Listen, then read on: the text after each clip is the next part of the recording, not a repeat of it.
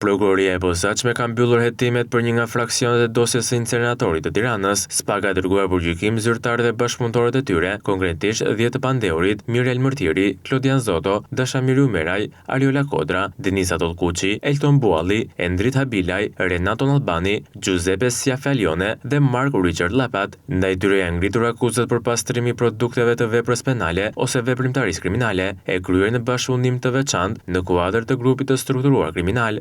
Mashtrimi me pasoja të rënda dhe grup i strukturuar kriminal, kryera e veprave penale nga organizata kriminale. Ndërkohë kujtojmë se dosja e inceneratorit të Tiranës ka një tjetër fraksion për zyrtarët e lartë të shtetit të përfshirë, ku një nga persona më të dyshuar për lidhje për marrëdhëniet me njerëzit e inceneratorëve dhe përfitimet e tyre është Erion Veliaj, kryebashkiaku i arrestuar i Tiranës. Inceneratori i Tiranës është sekuestruar nga SPAK në verën e vitit 2023, pasi rezultoi se kompania e cila fitoi koncesionin për ndërtimin e inceneratorit me vlerë 128 milion euro ka si pronar biznesmenët Mirel Mërtiri e Klodian Zoto. Të dy këta të fundit janë të shpallur në kërkim ndërkombëtar pas dënimeve të marrë për inceneratorin e Fierit dhe të Elbasanit.